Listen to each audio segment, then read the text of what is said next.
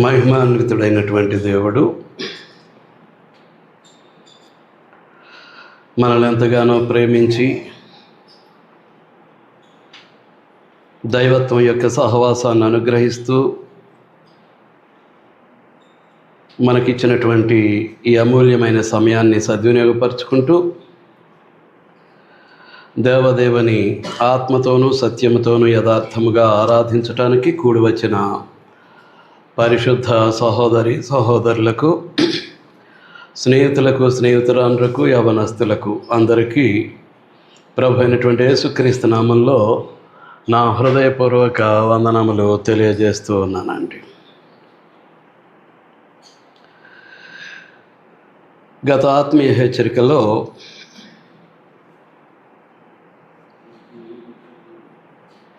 కొరింథీయులకు రాసిన మొదటి పత్రిక 11వ అధ్యాయం 26వ వచనాన్ని మనం నేర్చుకోవటం జరిగింది.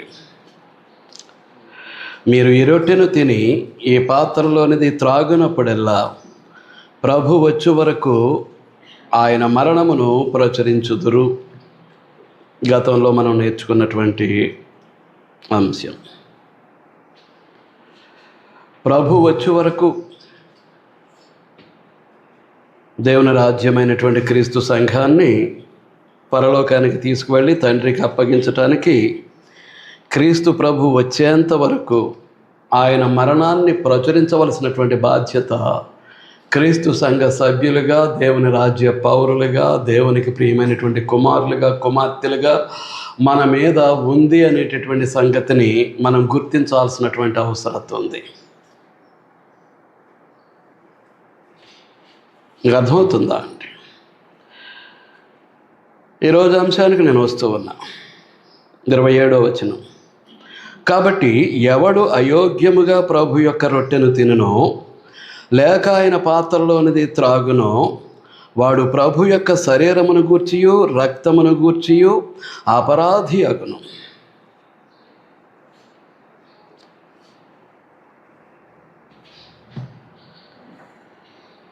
మరలా చదువుతున్నానండి.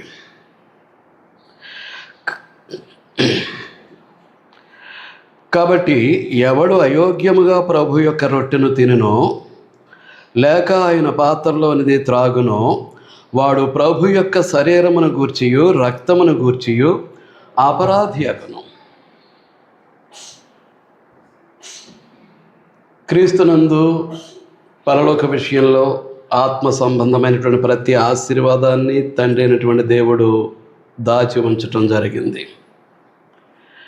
ప్రభురాత్రి భోజనం స్వీకరించుట ద్వారా క్రీస్తు యొక్క పరిశుద్ధతలో పాలివారం అవుతూ తండ్రి అయినటువంటి దేవుడు ప్రభు అయినటువంటి యేసుక్రీస్తునందు దాచి ఉంచినటువంటి పరలోక విషయంలో ఆత్మ సంబంధమైన ప్రతి ఆశీర్వాదానికి మనం వారసులం కావటానికి బదులు అపరాధులుగా నిలబడటం అనేటటువంటిది ఎంత భయంకరమైనటువంటి పరిస్థితితో ఆలోచించాల్సినటువంటి అవసరం ఉంది. మీకు అర్థమవుతుందా? భౌతికమైనటువంటి ఆశీర్వాదాలు కాదు, డబ్బు, వెండి బంగారాలు, ఇండ్లు, భూములు, విలాసవంతమైనటువంటి సుఖవంతమైనటువంటి జీవన విధానాలు ఇవి కాదు. పరలోక విషయంలో ఆత్మ సంబంధమైనటువంటి ప్రతి ఆశీర్వాదాన్ని తండ్రి అయినటువంటి దేవుడు ప్రభు అయినటువంటి యేసుక్రీస్తుని అందించారు. ఎఫెసీ పత్రిక 1వ అధ్యాయం 3వ వచనం. మనం ప్రభురాత్రి భోజనాన్ని స్వీకరించుట ద్వారా ఆ ఆశీర్వాదాలకు పాత్రులమై ఉండాలి, వాటిని స్వతంత్రించుకోవాలి. ఆ ఆశీర్వాదాలకు మనం వారసులుగా మన జీవితాలను తీర్చిదిద్దుకోవాలి. అలాంటి పరిస్థితుల్లో ఉండాల్సినటువంటి మనం అపరాధులమై, తద్వారా శాపగ్రస్తులమై, దేవుడు విధించబోయేటటువంటి శిక్షావిధికి కారణమయ్యే పరిస్థితుల్లో ప్రభురాత్రి భోజనాన్ని స్వీకరిస్తున్నామా? అది మనం పరీక్షించుకోవాల్సినటువంటి పరిస్థితి. ఇది రాజభోజనం అని మీకు ప్రారంభంలోనే చెప్పటం జరిగింది. భౌతికమైనటువంటి రాజులను మనం జ్ఞాపకం చేసుకున్నాం. వారు విలాసవంతమైనటువంటి వారి యొక్క జీవనానికి, జీవిత విధానానికి తార్కాణంగా వారి యొక్క భోజనపు బలలు మనకు కనిపిస్తూ ఉంటాయి.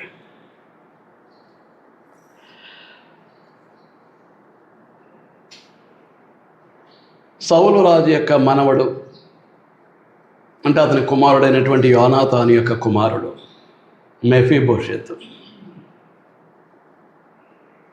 దావీదు బల్ల దగ్గర కూర్చుని, బల్ల మీద కూర్చుని భోజనం చేయటానికి అతను వినియోగించినటువంటి మాట ఏంటి? నేను చచ్చినటువంటి కుక్క వంటి వాడను, చచ్చిన కుక్క వంటి వాడను. ఒక రాజ భోజనాన్ని, రాజు యొక్క బల్ల మీద కూర్చుని భోజనం చేయటానికి అతను వినియోగించినటువంటి పదం చచ్చిన కుక్క వంటి వాడను, నేనేంటి మీ భోజనం బల్ల మీద భోజనం చేయటం ఏంటి అని మాట్లాడాడు. మరి క్రీస్తు ప్రభు యొక్క భోజన బల్ల మీద మనం భోజనం చేయటము అని అంటే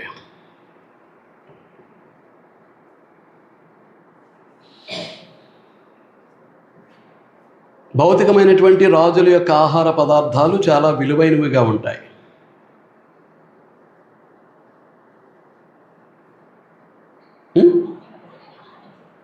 చాలా విలువైనవిగా ఉంటాయి.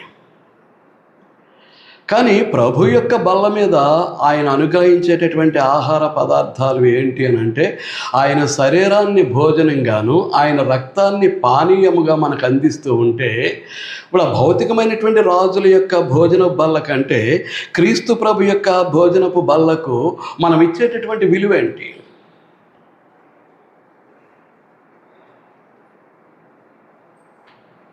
ఎలాంటి విలువనిస్తూ ఉన్నాం? మనం ఆలోచించుకోవాల్సినటువంటి అవసరం ఉందండి. ఏ ఆలోచన లేకుండా ఆరాధనలో పాలు పంపులు పొందటం అనేటటువంటిది మన యొక్క ఆత్మీయ క్షేమానికి అది కారణం కాదు. శారీరకంగా బాగానే ఉండొచ్చు, ఆత్మ కృంగిపోతూ కృషించిపోతూ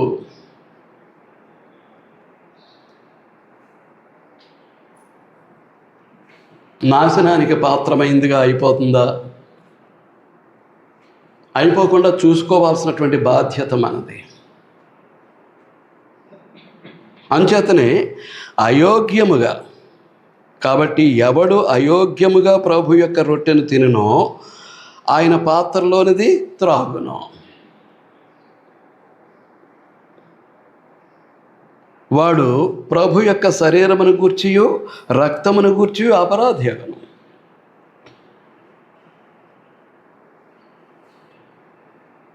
ప్రభు అయినటువంటి యేసుక్రీస్తు లోకరక్షకుడిగా ముందు అబ్రహాముకు వాగ్దానం చేయబడ్డాడు. ఈ మధ్యలో దేవుని ప్రజలైనటువంటి అబ్రహాం యొక్క సంతానమైనటువంటి ఇశ్రాయేలీల యొక్క అతిక్రమాన్ని బట్టి మధ్యలో ఏం చేశాడు? పాత నిబంధన లేక మోషే ధర్మశాస్త్రాన్ని వారికి అనుగ్రహించటం జరిగింది. ఎంతవరకు? అబ్రహాముకు వాగ్దానం చేయబడినటువంటి ఆ సంతానం ఈ భూమి మీద అవతరించేంతవరకు. అంటే ఆ పాత నిబంధన, మోషే ధర్మశాస్త్రం అనేటటువంటిది తాత్కాలికం. అది ఇశ్రాయేలీయుల యొక్క అతిక్రమాన్ని బట్టి ఇవ్వబడింది తప్ప అది దేవుని యొక్క సంకల్పాన్ని బట్టి, చిత్తాన్ని బట్టి అనుగ్రహించబడినటువంటిది కాదు. మధ్యలో ఇచ్చాడు. అయితే ఆ మోషే ధర్మశాస్త్రం కింద, పాత నిబంధన కింద అది కొట్టివేయబడుతుంది, ఎత్తివేయబడుతుంది. అది దేవుని ప్రజలకు అర్థం లేకుండా తీసివేయబడుతుంది. అలాంటి తాత్కాలికమైనటువంటి నిబంధన అయినటువంటి ఆ మోషే ధర్మశాస్త్రం క్రింద ఉన్నటువంటి వారే యోగ్యులై బ్రతికేటట్లుగా ఎలా బ్రతకాలని దేవుడు కోరుకున్నాడు అని మనం ఆలోచన చేస్తే చూడండి, లేవియ కాండం 8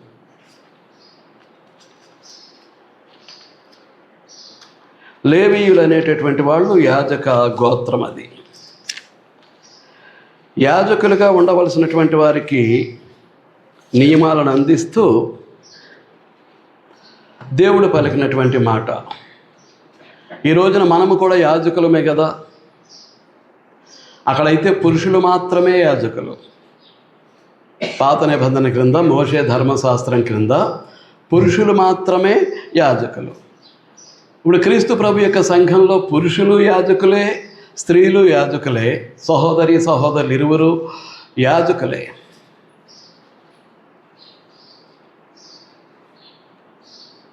చీకట్లో నుండి ఆయన యొక్క ఆశ్చర్యకరమైనటువంటి వెలుగులోనికి మనలను పిలిచిన వారి యొక్క గుణాతిశయములను ప్రచురము చేసే నిమిత్తం మనం ఏర్పరచబడిన వంశం.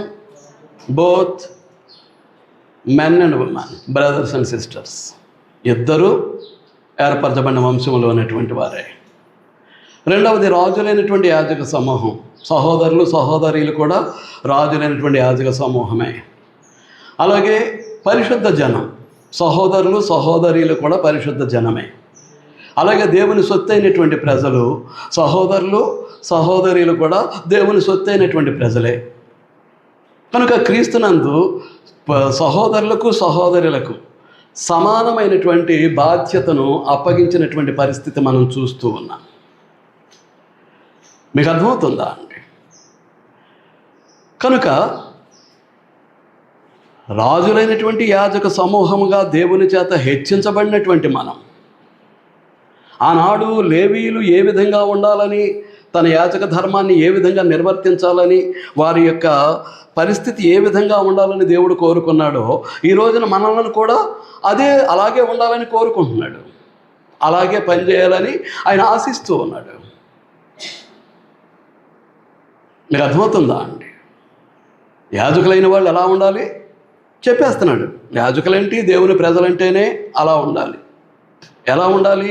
11వ అధ్యాయం, లేవియ కాండం 11వ అధ్యాయం 44వ వచనం.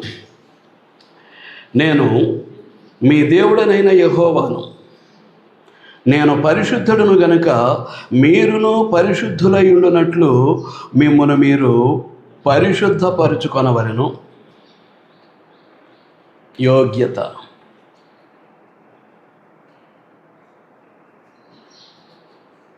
అర్థమవుతుందా అండి?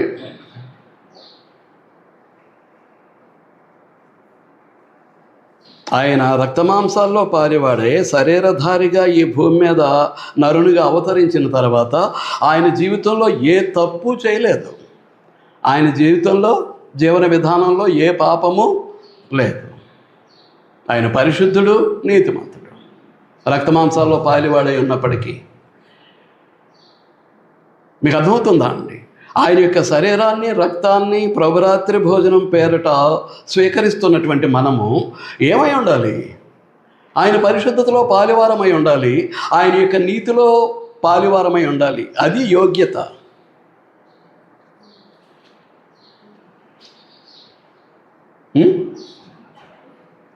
అది యోగ్యత.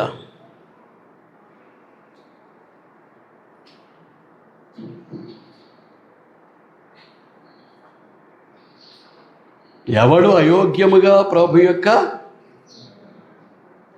రొట్టెను తిననో, లేక ఆయన పాత్రలోనిది త్రాగనో.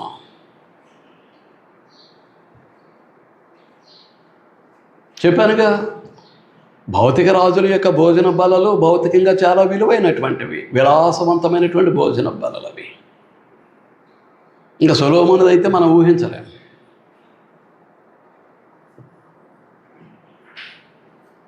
అలాంటి పరిస్థితుల్లో తన శరీరాన్ని భోజనంగా ఇచ్చి, తన రక్తాన్ని పానీయంగా ఇచ్చినటువంటి ప్రభు యొక్క భోజన బల యొక్క విలువను మనం ఏ విధంగా చూస్తున్నాం?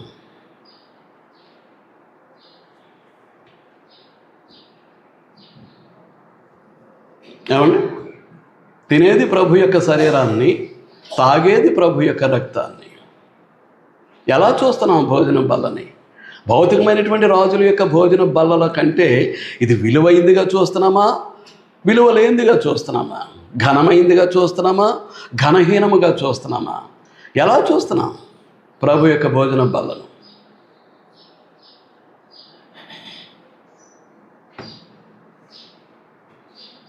ఎలా చూసి అందులో మనం పాలు పంపులు పొందుతూ ఉన్నాం? అంచేతనే తీసివేసేది అయినప్పటికీ మోషే ధర్మశాస్త్రం, క్రీస్తు ప్రభు యొక్క శిలువ మరణంలో కొట్టివేయబడేది అయినప్పటికీ దాని క్రింద ఉన్నటువంటి తన ప్రజలు, ముఖ్యంగా తన దేవాలయంలో యాజక ధర్మాన్ని నిర్వర్తించేటటువంటి లేవి గోత్రానికి చెందినటువంటి వారు, లేకపోతే అహరోను వంశానికి చెందినటువంటి వారు ఎలాగ ఉండాలి?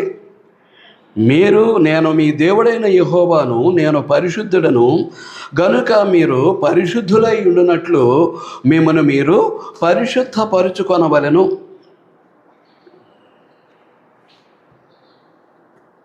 దేవుడు ఎంతటి పరిశుద్ధుడో దేవుని యాజకులైనటువంటి లేవీయులు కూడా అంతే పరిశుద్ధులై ఉండాలని ఇక్కడ దేవుడు కోరుతూ ఉన్నాడు. మీకు అర్థమవుతుందా అండి? కిందకు వస్తే 45వ వచనం, మీరు పరిశుద్ధపరుచుకొనవలెను అన్నాడు. 45వ వచనంలో, నేను మీకు దేవుడినై ఉండుటకు ఐగుప్తు దేశములో నుండి మిమ్మల్ని రప్పించిన యెహోవాను. నేను మీకు దేవుడినై ఉండుటకు ఐగుప్తు దేశములో నుండి మిమ్మను రప్పించిన దేవుడను, నేను పరిశుద్ధుడును గనుక మీరును పరిశుద్ధులు కావలెను.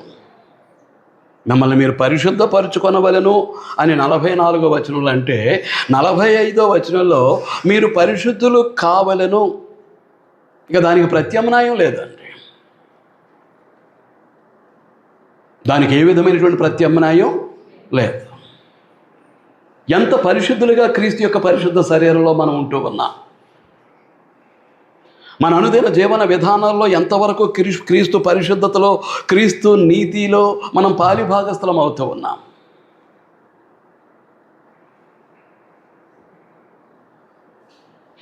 ఏ యోగ్యతతోటి మనం ప్రభురాత్రి భోజనంలో పాలు పంపులు పొందుతూ ఉన్నాం. మిమ్మల్ని మీరు పరిశుద్ధపరచుకొనవలెను, మీరు పరిశుద్ధులు కావలెను. ఇంకా దానికి ప్రత్యామ్నాయం లేదు. ఆలోచిస్తూ ఉన్నారని నేను భావిస్తూ ఉన్నా. అలాగే 19వ అధ్యాయం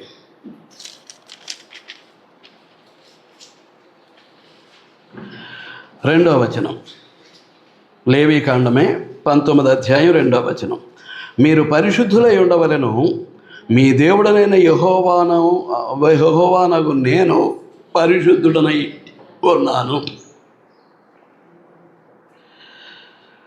మీరు పరిశుద్ధులై ఉండవలెను, మీ దేవుడనైన యెహోవానగు నేను పరిశుద్ధుడనై ఉన్నాను.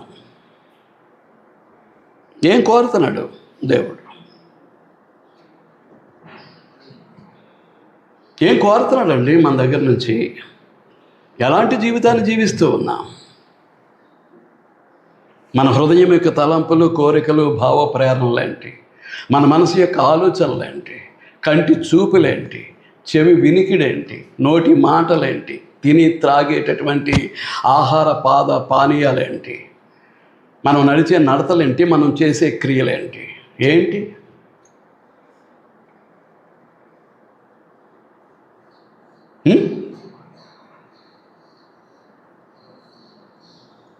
మన దేవుడు పరిశుద్ధుడు కనుక ఆయనకు కుమారులముగా, కుమార్తెలముగా మనము కూడా ఏమై ఉండాలి? మనల్ని మనం పరిశుద్ధపరచుకోవాలి, మనం పరిశుద్ధులు అవ్వాలి.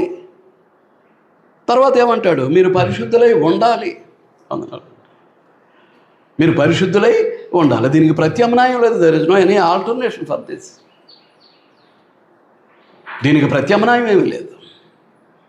నీ దేవుడు ఎంతటి పరిశుద్ధుడో నీవు కూడా అంతే పరిశుద్ధుడిగా ఉండాలి.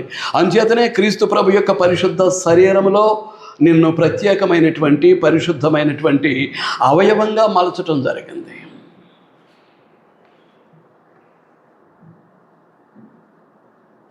క్రీస్తు యొక్క పరిశుద్ధతలో పాలివారము కాకుండా క్రీస్తు ప్రభు యొక్క శరీరంలో అవయవంగా ఉండటం అనేది జరిగే పని కాదు.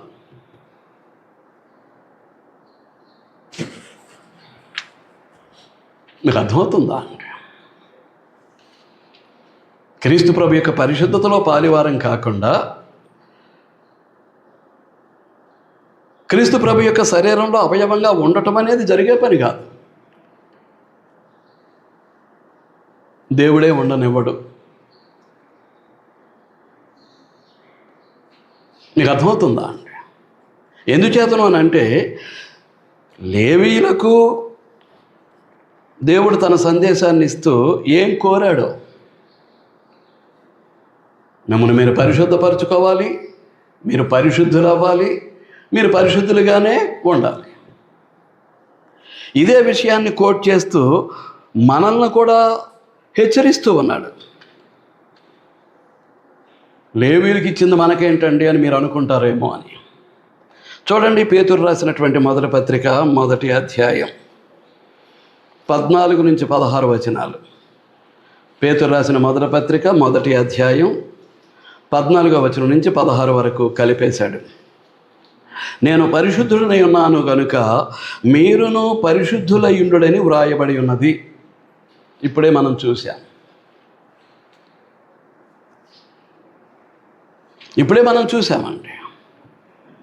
అక్కడ తన ప్రజలైనటువంటి ఇశ్రాయేలుకి ఇచ్చినటువంటి దానినే ఇక్కడ కోట్ చేసి మాట్లాడుతున్నాడు. నేను పరిశుద్ధుడనై ఉన్నాను కనుక మీరును పరిశుద్ధులయ్యుండుడని వ్రాయబడి ఉన్నది. ఎక్కడ వ్రాయబడిందో మనం చూసాం. కాగా మీరును విధేయులకు పిల్లలై, ఎక్కడే కొడుతుంది దెబ్బ. ఎంతవరకు విధేయత చూపిస్తూ ఉన్నాం దేవునికి, దేవుని యొక్క మాటకు. విధేయులు కాకపోతే దేవుని యొక్క పరిశుద్ధతలో పాలివారం అయ్యేది లేదు. ఈ భౌతిక జీవన విధానంలో శరీర సంబంధమైనటువంటి కార్యక్రమాలను అడ్డుపెట్టుకొని క్రమమైనటువంటి హాజరు లేదు దేవుని యొక్క సన్నిధికి.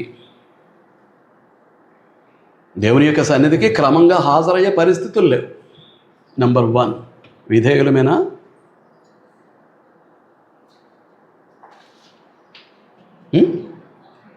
విధేయులమేనా? దేవుని వాక్యాన్ని పరిపూర్ణంగా నేర్చుకోవటానికి ప్రయత్నం లేదు. విధేయులమేనా? వినకుండా నేర్చుకోకుండా ఎలాగా జీవిస్తాం దేవుని కొరకు? ఏమండి, దేవుని వాక్యాన్ని వినకుండా నేర్చుకోకుండా ఎలాగూ దేవుని యొక్క మాట చొప్పున మన జీవితాన్ని మనం నడిపించుకోగలుగుతాం?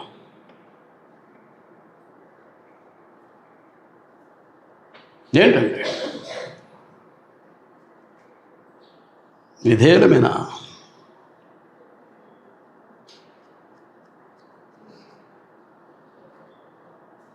ఇంక అలాగూ వెళితే ఆయన అప్పగించినటువంటి పనులు ఎంతవరకు చేస్తున్నాం? ఆయన మన భుజ స్కంధాల మీద మోపినటువంటి బాధ్యతలను ఎంతవరకు నెరవేరుస్తున్నాం?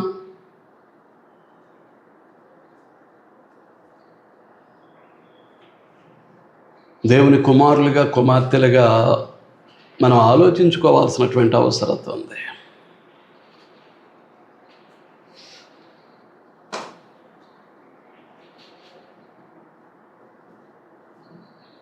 తల్లిదండ్రులకు చేదోడు వాదోడుగా ఉండటానికి, కుటుంబ భారాన్ని మోస్తూ ఏ విధంగా మనం ఆయా వృత్తులు చేపట్టి ఆయా విధాలుగా కుటుంబానికి ఆదరణగా మనం ఉంటున్నామా లేదా? భౌతికమైనటువంటి తల్లిదండ్రులకు సహకారంగా ఉండటానికి, మరి ఆత్మీయ తండ్రి అయినటువంటి దేవునికి ఏంటి మనం అందించే సహాయ సహకారాలు ఏంటి? ఆయన అప్పగించినటువంటి పనులు ఎంతవరకు నెరవేరుస్తున్నాం? ఆయన మన మీద మోపినటువంటి బాధ్యతలను ఎంతవరకు మనము సఫలీకృతం చేస్తున్నాం? ఇప్పుడు మనం అందరం కూడా విధేయులం. నిజమా? మనమందరం దేవునికి విధేయులమైనటువంటి వారమండి, విధేయులైనటువంటి పిల్లలు. అంచేతనే మాట్లాడుతున్నాడు, నేను పరిశుద్ధుడై ఉన్నాను కనుక మీరును పరిశుద్ధులై ఉండుడని వ్రాయబడి ఉన్నది కనుక మీరును అంటే ఇప్పుడు క్రీస్తు సంఘంలో ఉన్నటువంటి క్రైస్తవులు, క్రీస్తు సంఘంలో ఉన్నవారు మాత్రమే క్రైస్తవులు. క్రీస్తు పరిశుద్ధ శరీరానికి వెలుపల ఉన్నటువంటి వారు క్రైస్తవులు కాదు. ఒకవేళ వాళ్ళు పిలవబట్టానికి, అలా కనబట్టానికి వాళ్ళు కోరుకుంటే కోరుకోవచ్చు, కానీ వారు క్రైస్తవులు కాదు. క్రీస్తు శరీరానికి వెలుపల క్రీస్తు పరిశుద్ధ శరీరమై ఉన్నటువంటి క్రీస్తు సంఘానికి బయట క్రైస్తవ్యం లేదు. మేము క్రైస్తవులమని అనబట్టానికి పిలవబట్టానికి వారు ఇష్టపడితే ఇష్టపడవచ్చు, పిలవబడితే పిలవబడుతూ ఉండొచ్చు. కానీ గ్రంథం తెలిపేది అది. గ్రంథము ద్వారా దేవుడు తెలియజేసేటటువంటి తన యొక్క వర్తమానం అది.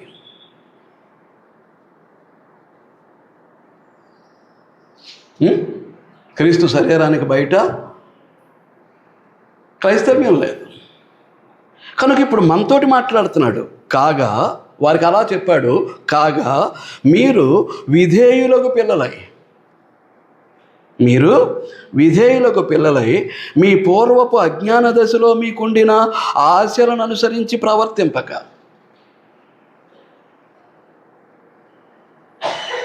క్రీస్తు ప్రభు మనకు రక్షణార్థమైనటువంటి జ్ఞానం, క్రీస్తుని ఎరకముందు, క్రీస్తు దగ్గరికి రాకముందు, క్రొత్త జన్మ ద్వారా క్రీస్తులోనికి ప్రవేశింపకముందు మనం అజ్ఞాన దశలో ఉన్నాం. ఎక్కడున్నాం? అజ్ఞాన దశలో ఉన్నాం. చూడండి, కొరింథీయులకు రాసినటువంటి మొదటి పత్రిక 1వ అధ్యాయం 31వ వచనం. అతిశయించువాడు ప్రభువునందే అతిశయింపవలను అని వ్రాయబడినది నెరవేరునట్లు దేవుని మూలముగా ఆయన అనగా క్రీస్తు ప్రభు మనకు జ్ఞానమును, నీతియు, పరిశుద్ధతయు, విమోచనమును ఆయన. క్రీస్తు ప్రభువే మనకు జ్ఞానం.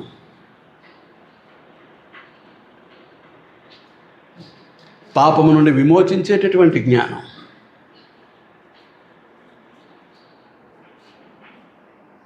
క్రీస్తు ప్రభు యొక్క రక్తంలో మన పాపాలు కడిగి వేసుకునేటట్లుగా ఆయన రక్తం దగ్గరికి మనల్ని తీసుకువెళ్ళేటటువంటి జ్ఞానం.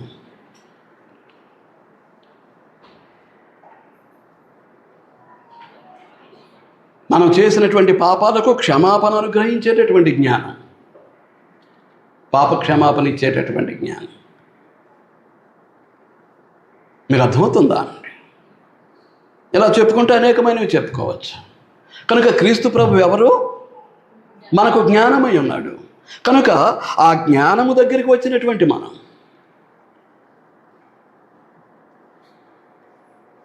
ఏం చేయాలంటున్నాడు? మీ పూర్వపు అజ్ఞాన దశలో మీకుండిన ఆశలను అనుసరించి ప్రవర్తింపక. అజ్ఞానులమై ఉన్నప్పుడు పూర్వపు ఆశలు ఎటువంటివి? మన జీవన విధానం ఎలాంటిది? మనం బ్రతికిన బ్రతుకు ఎలాంటిది? కనుక అప్పుడుండినటువంటి మీ పూర్వపు అజ్ఞాన దశలో మీకుండిన ఆశలను ఇప్పుడు అనుసరించి ప్రవర్తింపక. అటు ప్రత్యేకతను మనం కనుపరచగలుగుతున్నామా? జీవితంలో గడుస్తున్నటువంటి ప్రతి క్షణంలోనూ అటు జీవితాన్ని మనం కనుపరచగలుగుతున్నామా? పూర్వపు అజ్ఞాన దశలో మీకుండిన ఆశలను అనుసరించి ప్రవర్తింపక మిమ్మల్ని పిలిచినవాడు పరిశుద్ధుడై ఉన్న ప్రకారము మీరును సమస్త ప్రవర్తన యందు పరిశుద్ధులై ఉండుడి. ఇప్పుడు మనం జీవించాల్సినటువంటి జీవన విధానం అది. సమస్త ప్రవర్తన యందు పరిశుద్ధులై ఉండుడి. సంఘముగా కూడుకున్నట్లో దేవుని ఆజ్ఞను అతిక్రమించేటటువంటి మనం, దేవుని వాక్యాన్ని నేర్చుకున్నట్లు దేవుని యొక్క ఆజ్ఞను అతిక్రమించేటటువంటి మనం,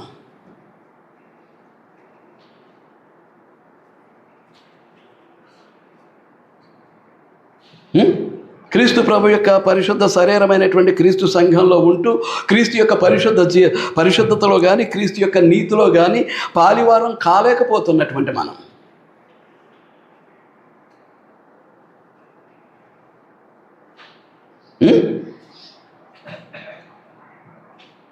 మీరును సమస్త ప్రవర్తన యందు పరిశుద్ధులై ఉండుడి అని అంటే అలాగే జీవిస్తూ ఉన్నామా? అది మనం పరిశీలించుకోవాల్సిందే. సమస్త ప్రవర్తన యందు. బ్రేక్లు వచ్చాయేమో, కంటిన్యూగా చదువుతాను చూడండి. నేను పరిశుద్ధులై ఉన్నాను కనుక మీరును పరిశుద్ధులై ఉండుడని వ్రాయబడి ఉన్నది. కాగా మీరు విధేయులకు పిల్లలై మీ పూర్వపు అజ్ఞాన దశలో మీకుండిన ఆశలను అనుసరించి ప్రవర్తింపక మిమ్మల్ని పిలిచినవాడు పరిశుద్ధుడై ఉన్న ప్రకారము మీరును సమస్త ప్రవర్తన యందు పరిశుద్ధులై ఉండుడి.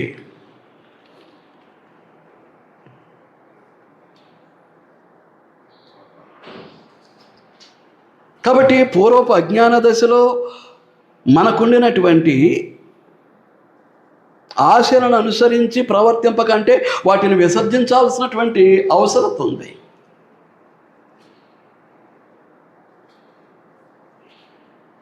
ఇప్పుడు జ్ఞానమై ఉన్నటువంటి యేసుక్రీస్తు దగ్గరికి వచ్చిన తర్వాత, జ్ఞానమై ఉన్నటువంటి క్రీస్తులో ప్రవేశించిన తర్వాత, పూర్వపు అజ్ఞాన దశలో మనకున్నటువంటి ఆశలను అనుసరించి ప్రవర్తించినటువంటి ప్రవర్తనను అంతటిని విసర్జించాల్సినటువంటి అవసరం ఉంది.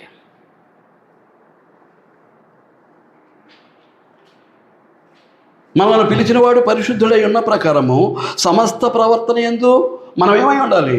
పరిశుద్ధులమై ఉండాలి. సమస్త ప్రవర్తన యందు.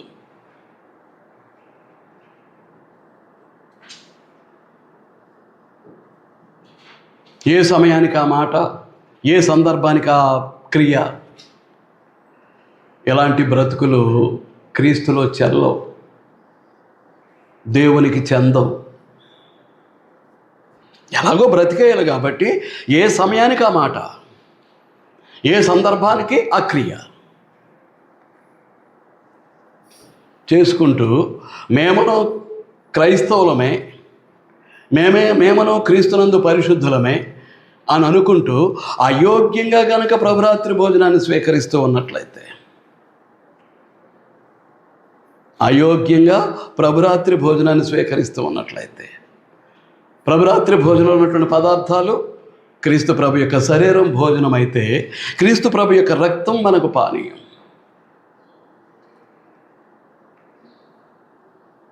మన రాజు అయినటువంటి క్రీస్తు ప్రభు మనకు అందించినటువంటి రాజభోజనం. కాబట్టి క్రీస్తు యొక్క శరీరము రక్తము ఎంత పరిశుద్ధమైనవో మనము కూడా అంతే పరిశుద్ధత కలిగిన వారమై మనం వాటిలో పాలు పంపులు పొందాల్సినటువంటి అవసరం ఉంది. ఈ ప్రభురాత్రి భోజనం స్వీకరించడం అనేటటువంటిది ఇది ఒక ఆచారము, సంప్రదాయం కాదు. ఇది ఒక ఆచారము, సంప్రదాయం కాదు. ఇది జీవితం. దేవుని కొరకు ప్రభు అయినటువంటి యేసుక్రీస్తునందు జీవించేటటువంటి జీవితం.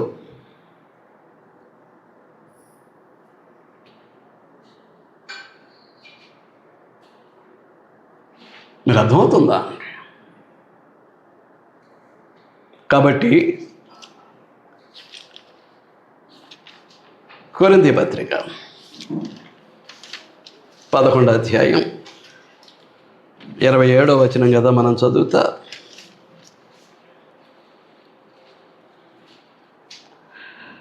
కాబట్టి ఎవడు అయోగ్యముగా ప్రభు యొక్క రొట్టెను తినునో, లేక ఆయన పాత్రలోనిది త్రాగునో, వాడు ప్రభు యొక్క శరీరమును గూర్చియో రక్తమును గూర్చియో అపరాధి అగును.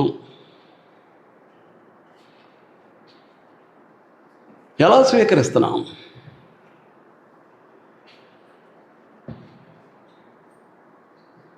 పైగా ఏంటంటే యేసుక్రీస్తు ప్రభువు నీతిమంతుడై ఉన్నాడు.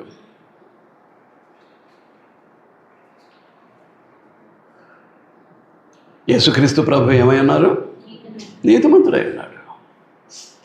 మనం ఆయన నీతిలో, ఇప్పుడు క్రీస్తు ప్రభు ఏ నీతిని బట్టి నీతిమంతుడు అంటే దేవుని యొక్క నీతిని బట్టి.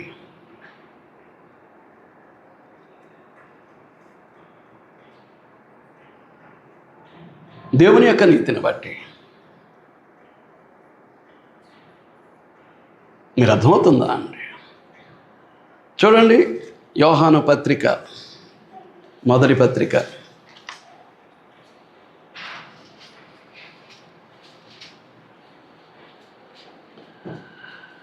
క్రీస్తు ప్రభువును ఉద్దేశించి మాట్లాడుతూ చివరి 2వ అధ్యాయం చివరి వచనం 29వ వచనం.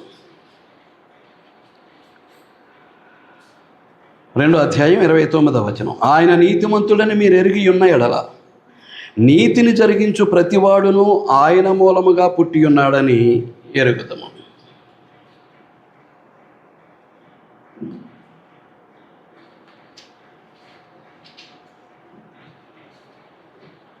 అంటే క్రీస్తు ప్రభు ఎవరన్నమాట? నీతిమంతుడు. ఆ నీతినే తను శరీరధారి అయిన తర్వాత భూమి మీద ఆయన నెరవేర్చారు. అసలు నీతి అని అంటే అది ఎవరిదన్నమాట? దేవునిది. యోహాను సువార్త 17వ అధ్యాయం. ప్రభువే ప్రార్థన చేస్తూ పలికినటువంటి మాట 25వ అధ్యాయం, క్షమించండి 17వ అధ్యాయం 25వ వచనం. యోహాను సువార్త 17వ అధ్యాయం 25వ వచనం. నీతి స్వరూపుడు వగు తండ్రికి ప్రార్థన చేస్తూ క్రీస్తు ప్రభు పలికినటువంటి మాట ఏంటన్నమాట అండి? నీతి స్వరూపుడు వగు తండ్రి. అంటే దేవుని యొక్క స్వరూపం ఏ స్వరూపం? ఇందాక ఆయన స్వరూపమే పరిశుద్ధుడు. ఇప్పుడు నీతి స్వరూపుడు వగు తండ్రి అంటే క్రీస్తు ప్రభు ఏ నీతిలో శరీరధారి అయి పాలు పంపులు పొందాడు? దేవుని యొక్క నీతిలో. ఏ నీతిలో? దేవుని యొక్క నీతిలో. ఇప్పుడు మనం ఏ నీతిలో పాలు పంపులు పొందాలి? మనము కూడా దేవుని నీతిలోనే. మనం కూడా ఏ నీతిలో పాలు పంపులు పొందాలి? దేవుని నీతిలో. అప్పుడు మాత్రమే మనం పాపరహితులుగా ఉండగలం. పాపము లేని వారమై పరిశుద్ధులుగా నీతిమంతులుగా ఎంచబడగలం. చూడండి, కొరింథీయులకు రాసిన 2వ పత్రిక 5వ అధ్యాయం.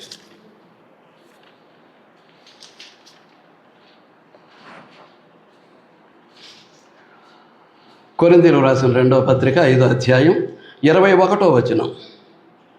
ఎందుకనగా మనం ఆయన యందు, అనగా ఎవరి యందు? ప్రభు అయినటువంటి యేసుక్రీస్తునందు, అనగా ఆయన పరిశుద్ధ శరీరమైనటువంటి క్రీస్తు సంఘమునందు. ఎందుకనగా మనం ఆయన యందు దేవుని నీతి అగునట్లు. మనం క్రీస్తునందు ఎవరి నీతి అవ్వాలి? దేవుని నీతి అవ్వాలి. ఉందా మన దగ్గర? ఆ నీతితోనే ప్రభురాత్రి భోజనంలో పాలు పంపులు పొందుతున్నామా?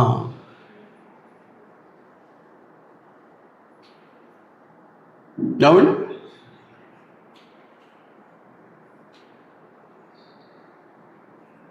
ఆ నీతితోటే పాలు పంపులు పొందుతున్నామా? పాపము చేయనివాడు, పాపము లేనివాడు పరిశుద్ధుడు. అలాగే పాపము చెయ్యనివాడు, పాపము లేనివాడు నీతిమంతుడు. నీతి అని అంటే పాపము లేనటువంటి స్థితి. నీతిమంతుడు అంటే పాపము లేనటువంటి వాడు, పాపము చెయ్యనటువంటి వాడు. కాబట్టి క్రీస్తునందు ఉన్నటువంటి, క్రీస్తు ప్రభు యొక్క పరిశుద్ధ శరీరమైనటువంటి క్రీస్తు సంఘంలో ఉన్నటువంటి ప్రతి క్రైస్తవుడు ఏమవ్వాలి? దేవుని నీతి అవ్వాలి. దేవుని నీతి అయిపోవాలి అంతే.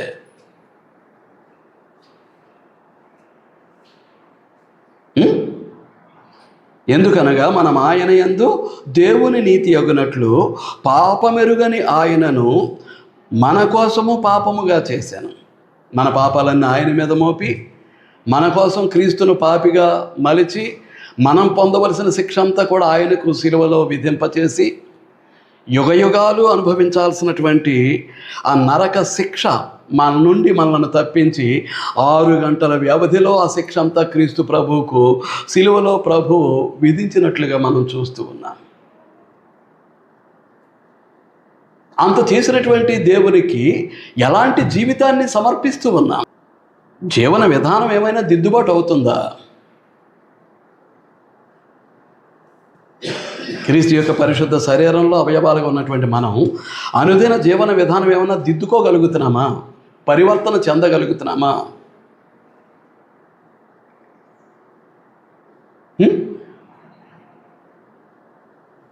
ఏంటండి?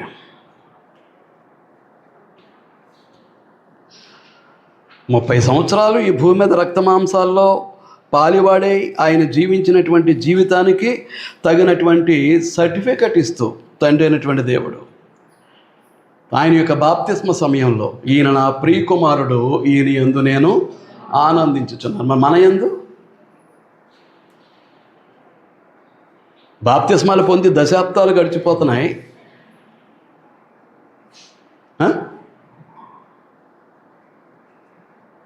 రంగారావునందు నేను ఆనందించుచున్నానని చెప్పగలిగే స్థితిలో నా జీవన విధానం ఉందా? మిమ్మల్ని మీరు ప్రశ్నించుకోండి. నవ యవ్వనంలో క్రీస్తు ప్రభు ఈ భూమి మీద శరీరధారి అయి జీవించిన జీవితానికి ఆయన ఇచ్చినటువంటి సర్టిఫికేట్, ఆయన ఇచ్చినటువంటి అభినందన, ఈయన నా ప్రియ కుమారుడు, ఈయన యందు నేను ఆనందించున్నాను. మరి మన యందు అంటున్నానండి. వచనాలు అప్పగించవచ్చు. మన జీవన విధానాన్ని బట్టి మన యందు మన తండ్రి ఆనందించగలిగే పరిస్థితులు ఉన్నాయా?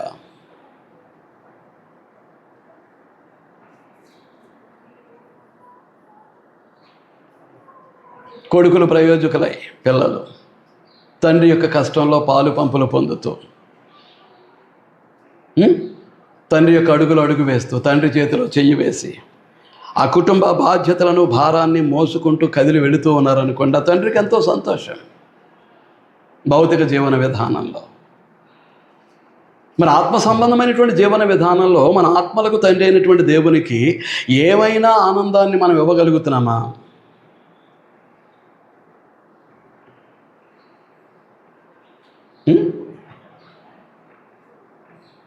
ఏంటండి, ఏమైనా ఆనందాన్ని మన ఆత్మీయ తండ్రి అయినటువంటి దేవునికి మనం ఇవ్వగలుగుతున్నామా?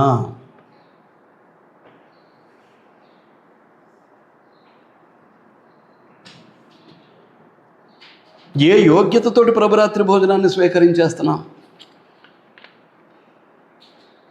ఒకవేళ అపరాధులం అయిపోతున్నామని భయం వేస్తుంది. అసలు ఇది ఒక ఆచారం, సంప్రదాయం. ప్రతి ఆదివారం తీసేసుకుంటున్నాం. ఇక కుమ్మరించాయి. ఎలాగ తీసుకుంటున్నాం? మనం ఎలా తీసుకుంటున్నాం? ప్రభురాత్రి భోజనాన్ని స్వీకరిస్తున్నామని అంటే క్రీస్తు యొక్క పరిశుద్ధతలో పాలివారం అవుతూ ఉన్నాం. ఆయన శరీరం ఎంత పరిశుద్ధమైందో ఆయన శరీరంలో ప్రత్యేక అవయవాలుగా ఉన్నటువంటి మనము కూడా అంతే పరిశుద్ధముగా జీవించాల్సినటువంటి అవసరత మన మీద ఉంది.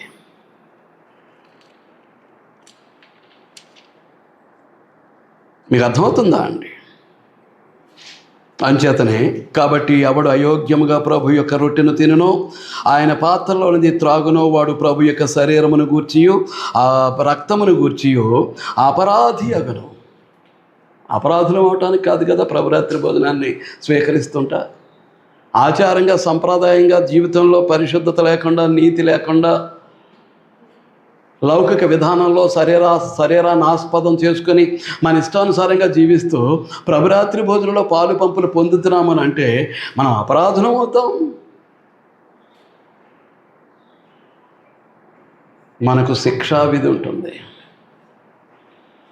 కాబట్టి ఎలాగూ తీసుకుంటున్నాము అనేటటువంటిది మనం ఏం చేయాలి?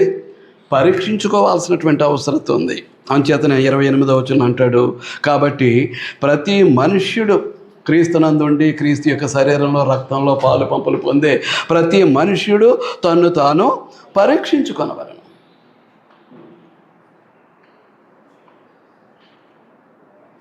The Lord supper time is the self examination time. మీకు అనేక సార్లు చెప్పాను, ప్రభురాత్రి భోజన సమయం నీ స్వపరీక్షా సమయం, నా స్వపరీక్షా సమయం. ఇది ఒక ఆచార సంప్రదాయం కాదు, విరుచుకుని నోట్లో పడేసుకోవటానికి, గొంతులో పోసుకుని తాగేయటానికి.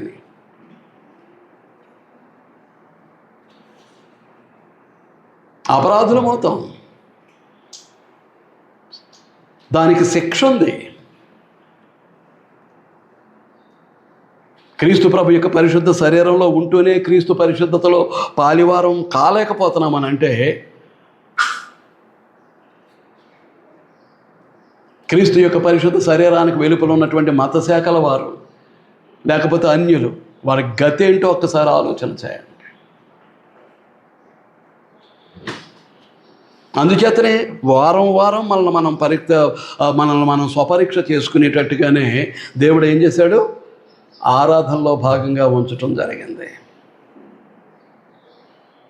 ఇకనైనా పరీక్షించుకోవటానికి ప్రయత్నం చేయండి.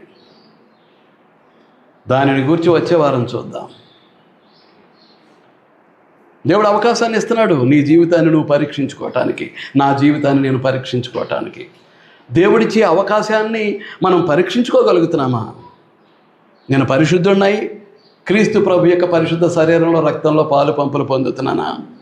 నేను నీతిమంతుడినై క్రీస్తు ప్రభు యొక్క పరిశుద్ధ శరీరంలోనూ రక్తంలోనూ పాలు పంపులు పొందుతున్నానా?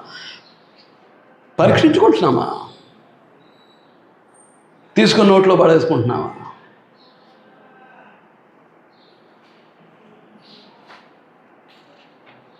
ఆలోచన చేయండి. వచ్చే వారం దాన్ని కొనసాగిద్దాం. శ్రద్ధగా విన్నందుకు మీ అందరికీ వందనాలు తెలియజేస్తూ నేను ఈ ఆత్మీయ హెచ్చరికను